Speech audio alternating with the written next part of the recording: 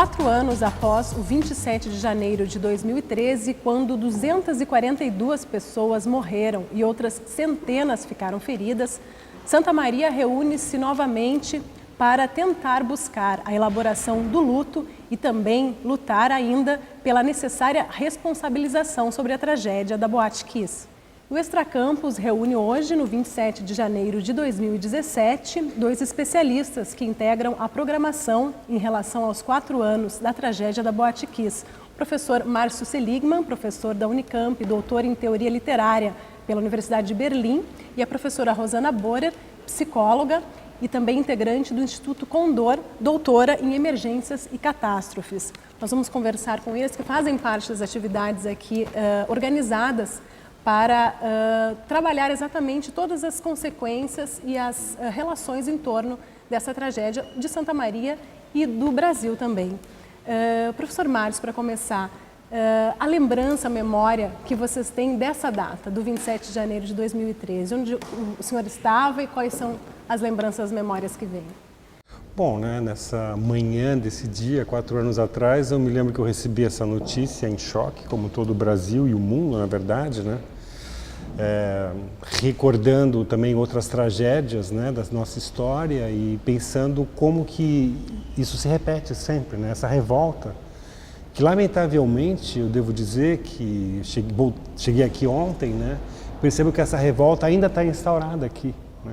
Então, esse sentimento de continuidade, Me falaram que a Boate Kiss está agora igual como ela foi deixada no dia da catástrofe.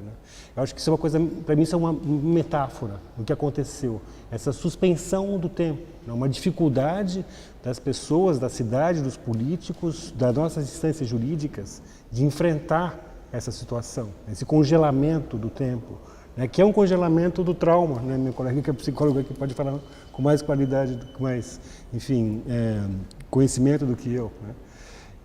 Mas eu me lembro disso, quer dizer, dessa revolta, de como que pode, pais que de repente perdem os filhos de uma maneira tão abrupta e tão estúpida. Eu também pai de 2 adolescentes, então é isso, quer dizer, basicamente eu me lembro dessa minha situação psicológica, digamos assim, desse meu abalo, desse meu... inclusive eu com a minha esposa, a gente chorou, vendo essas imagens terríveis, a sensação de impotência, porque essa tragédia, quer dizer, era praticamente uma armadilha, que foi montada por empresários e pelo governo, quer dizer, então em vez das pessoas cuidarem da gente, eles cuidaram da nossa morte. Isso não pode ser assim, isso não deve ser assim, por isso que eu acho tão importante estar aqui agora e estar, participando desse momento aqui de vocês em Santa Maria. Professora Rosana, como é que foi?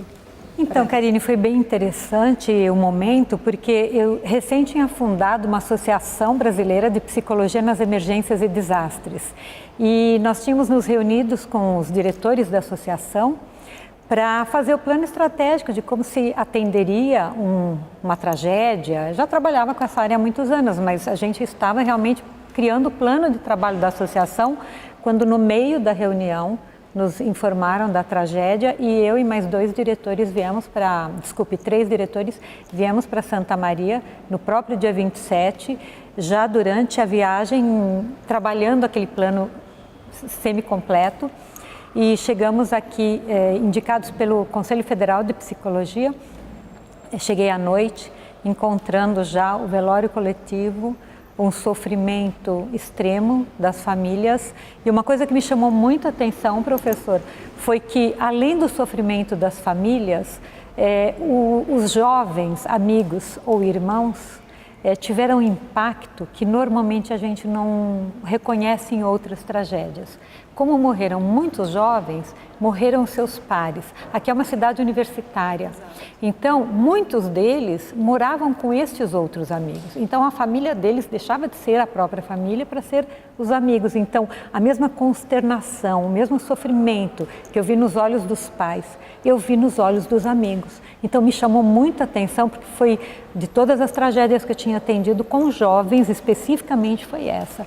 Me mobilizou muito, tal qual o professor, eu tenho 3 filhos, 2 delas, né, estavam na idade desses jovens, então a gente se coloca no lugar do outro e fica pensando, podia ter sido comigo, podia ter sido com qualquer um de nós, e nossos filhos estão aí, submetidos ao interesse mais capitalista do que humano.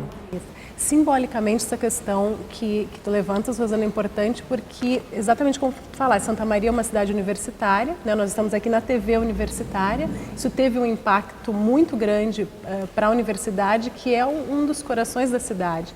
Então, é uma cidade jovem, onde, né, muitos estudantes vêm com esse objetivo exatamente, talvez por isso um simbolismo ainda maior, uma identificação muito maior da comunidade, das pessoas em geral.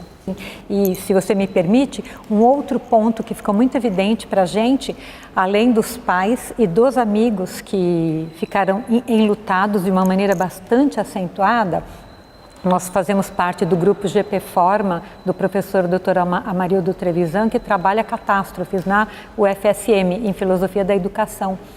E esse grupo pesquisa catástrofe. Então, nós pesquisamos os professores, como eles reagiram à perda de 114 alunos, sendo que algumas salas de aula perderam metade da sua turma. Como eles receberam esses alunos? E uma coisa, professor, interessante é que o professor é mais um enlutado da cidade. E a formação dele o preparou para isso? Então, a universidade está fazendo esse estudo para rever, inclusive, a formação de professores, tanto de ensino médio, fundamental, como o próprio universitário. Porque o professor, ele tirou, neste caso específico das nossas pesquisas, ele tirou as forças internas para superar o próprio luto e ainda ajudar os outros alunos a dar continuidade. Porque muitos queriam desistir, muitos não aguentavam entrar em sala de aula. Foi muito difícil para a universidade, está sendo muito difícil para a cidade, mas nós não podemos esquecer que os professores são enlutados também, porque a gente sempre pensa no pai e na mãe, que é muito importante, no irmão, no amigo, mas tem também um professor. É um aspecto imenso de relações, né? Professor Márcio, o senhor citou a questão da boate, né? Ainda ter essa característica de estar como aconteceu a tragédia.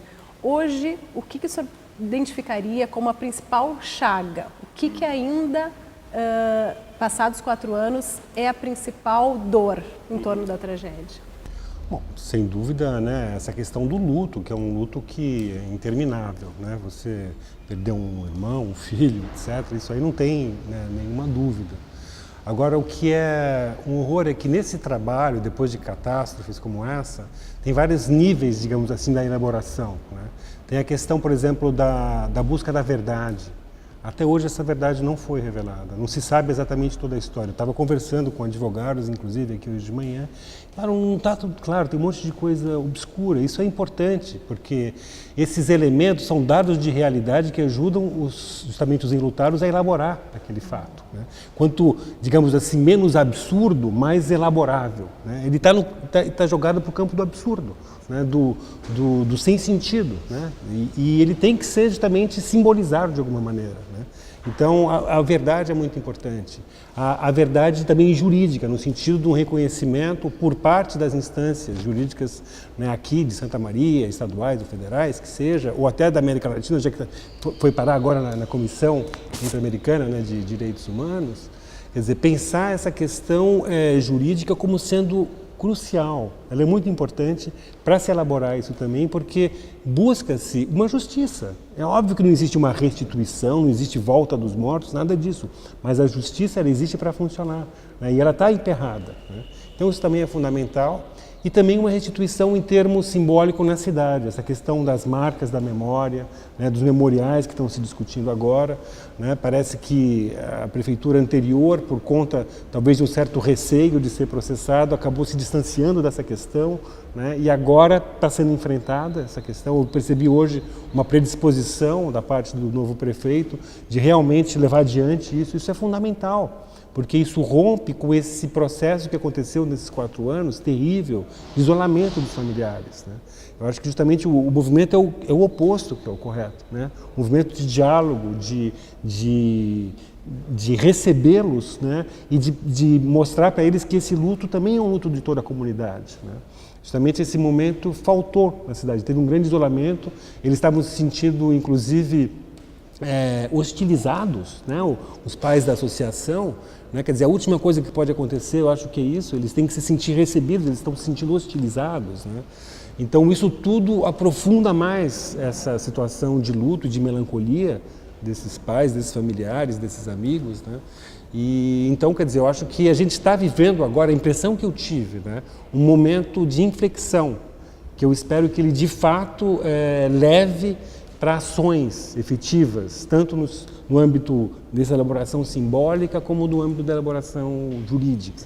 A gente tem um aspecto, Rosana, que é também bastante sintomático, acho que até que exemplifica toda essa dificuldade de entender o processo do absurdo, né, professor, que é o processo jurídico não apontar responsabilização e, por outro lado, os pais estarem sendo processados numa velocidade muito maior, né? Você sofreu a primeira agressão, uma mãe disse assim: primeiro me tiraram a vida, agora querem me tirar a alma. Porque o esquecimento ou o descaso ou até a inversão da responsabilização mostra banalização do que aconteceu, descuido, uma desumanidade, né? É uma falta de humanidade e, acima de tudo, é um esquivar-se daquilo que é sua responsabilidade. Todos nós podemos falhar tecnicamente o nosso trabalho e causar danos, talvez até irreparáveis.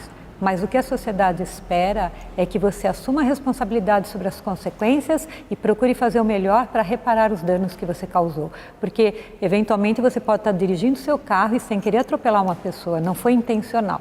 Então, nós não podemos julgar a intenção ou não. Nós sabemos que houve muita negligência e que foi, como o professor falou, né, aqueles jovens foram para a morte. Porque as condições daquela boate não tinha condição nenhuma de funcionamento. Então, o que não pode acontecer é essa banalização e essa inversão. Os pais, com isso, se sentem mais agredidos, mais destituídos de direitos, injustiçados, e com isso a saúde mental deles se agrava. Hoje um pai aqui falou que precisasse olhar um pouco mais para a saúde, porque eles podem ter uma redução da sua perspectiva de vida, tal é o sofrimento. E dentro da minha carreira de psicóloga, junto aos enlutados, eu já vi pais falarem: eu não vou viver o suficiente para passar a minha dor. E realmente morreram mais cedo do que deveriam. Então, assim, é uma preocupação agravada o que está acontecendo aqui para a saúde desses pais. Nós já temos alguns pais, né, falecidos também. Que deveria se contar, somar aos 242. Nós não deveríamos dizer que é só 242.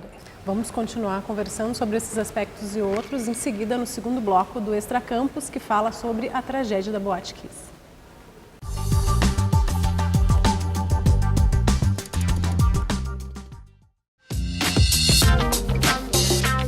A TV Campus gera possibilidades de encontro entre você e a notícia, entre você e a cultura.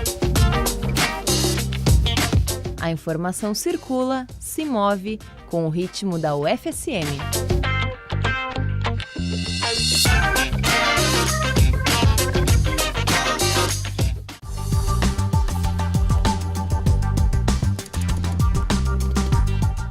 Voltamos com o Extra Campus, que discute os 4 anos da tragédia da Boate Kiss em Santa Maria e toda a perspectiva de memória e de responsabilização sobre este fenômeno que mobilizou a cidade, mas também todo o Brasil.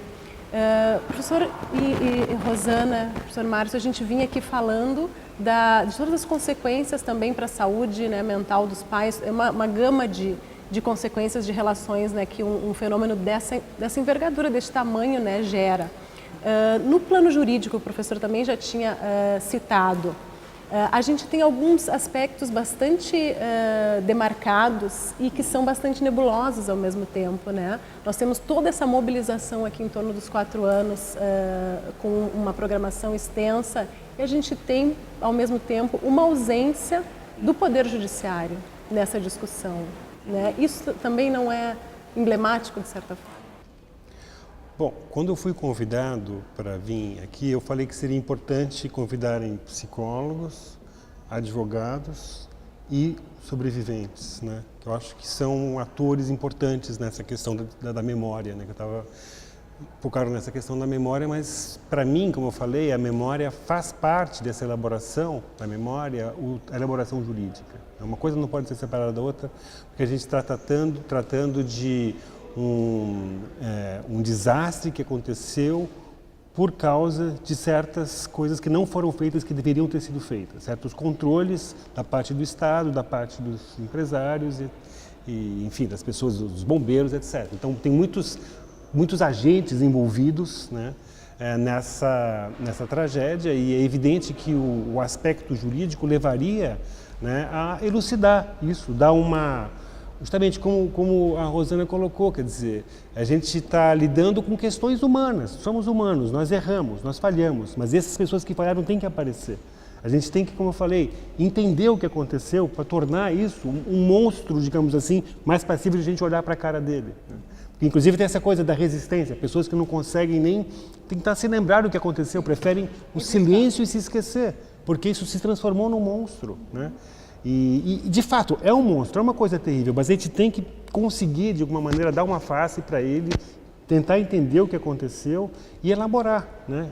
Fazer essa elaboração lutuosa desse passado. Então a questão jurídica ela é fundamental. A gente teve, desculpa interromper, professor, mas em tragédias semelhantes, né, a dos Estados Unidos, a da Argentina, a da própria Romênia, agora recente. 12 outras anteriores, 12 anteriores a Botkiss e me parece que 2 posteriores, com as mesmas características, falta de saída, espuma tóxica, utilização de pirotecnia e assim por diante. As mesmas questões. Mas nesses casos, o que eu queria relacionar é que existiu tanto uma pressão muito forte pela responsabilização dos agentes públicos envolvidos em fiscalização, na liberação desses lugares, quanto condenação também imediata, né?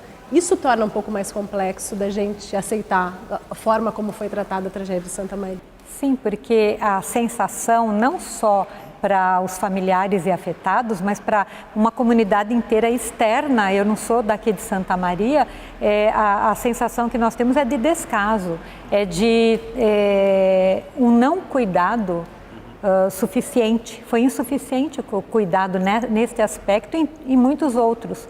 Porque quando você tem uma tragédia desse porte, você tem problemas subjetivos e concretos. E a parte jurídica é uma parte concreta. O Estado e o Brasil, no geral, não tem muito preparo para lidar com situações, com tragédias desse porte. Então, nós entendemos que o despreparo e o descuido, né, porque o despreparo é uma coisa técnica, que você deve promover mais preparo para as pessoas, mas o descuido influenciam demais na sensação de descaso. E aí a gente também tem uma outra questão que é aquele senso comum, né, talvez sobre os métodos de funcionamento do Estado brasileiro, das instituições públicas, de que as relações políticas e do capital empresarial acabam sendo mais fortes do que uma possibilidade concreta de resolução adequada. Isso fortalece essa sensação, né, de impotência e de desesperança, né? Por isso que é tão importante, né? Eu acho que levar a cabo de uma maneira exemplar essa elaboração aqui da memória e jurídica também, né? Quer dizer, a gente está falando de 4 anos, né? No caso da Argentina, 4 anos foi o tempo que começaram a sair as respostas jurídicas lá, né? E aqui está tendo essa reversão, né, absurda dos pais estarem sendo processados, né? Então, eu acho que essa temporalidade é inadmissível, mas como você falou, lamentavelmente é típica do Brasil. A gente sabe como a justiça no Brasil funciona bem para alguns e mal enterrada para outras pessoas, né?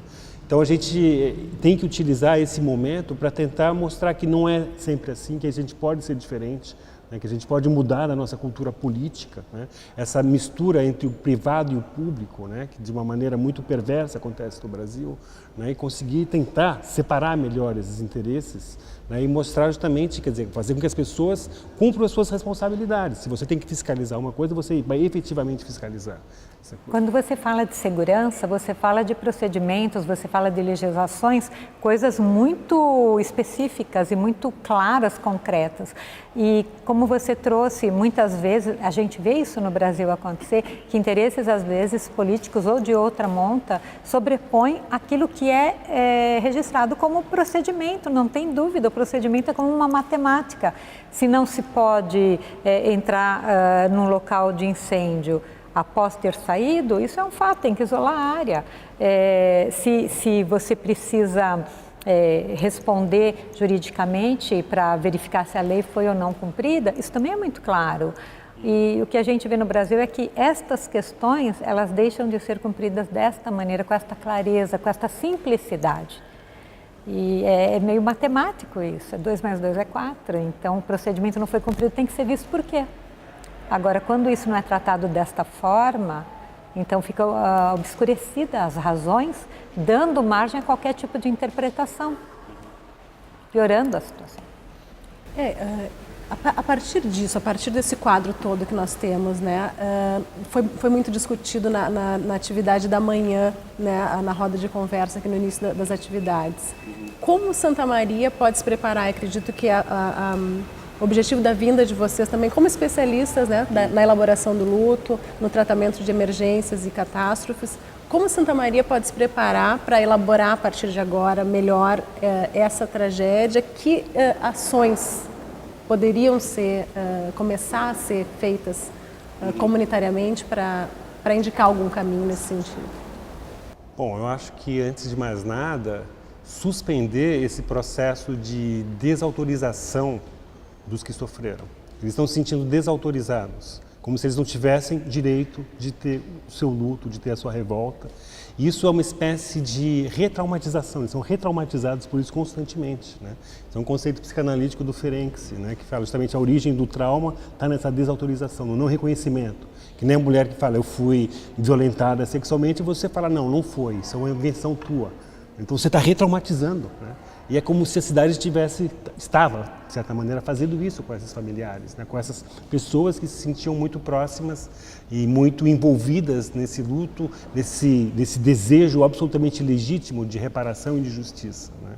Então, primeiro é suspender isso. E eu percebi que está acontecendo isso. Talvez isso aqui, essa reunião de hoje tenha indicado isso. Um novo momento onde você está, ao invés de desautorizar, está reconhecendo, está entrando em diálogo, né? Tendo uma relação compassiva, né? Eu acho que esse é o ponto primeiro e essencial, né?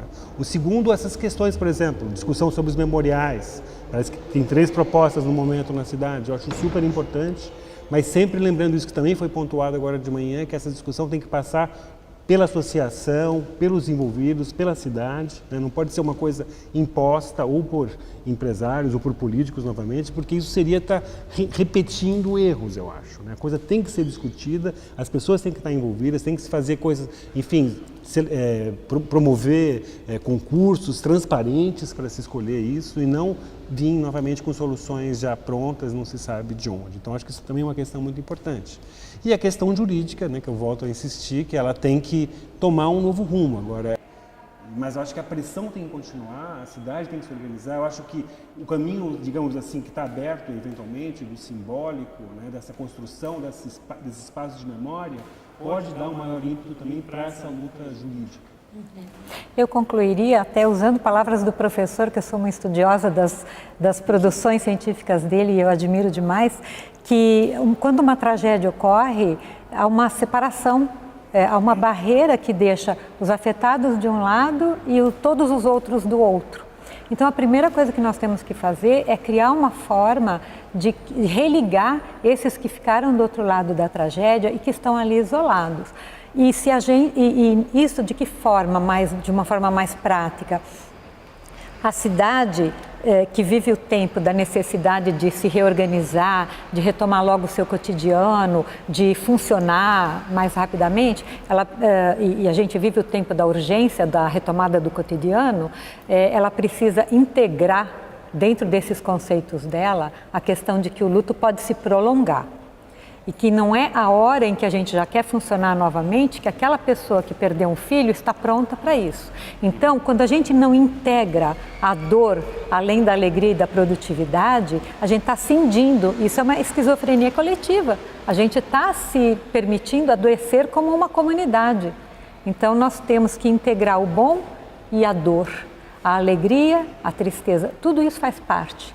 Então, no momento que a gente integra isso, a gente traz de volta essas pessoas que ficaram do outro lado dessa barreira, que é a tragédia.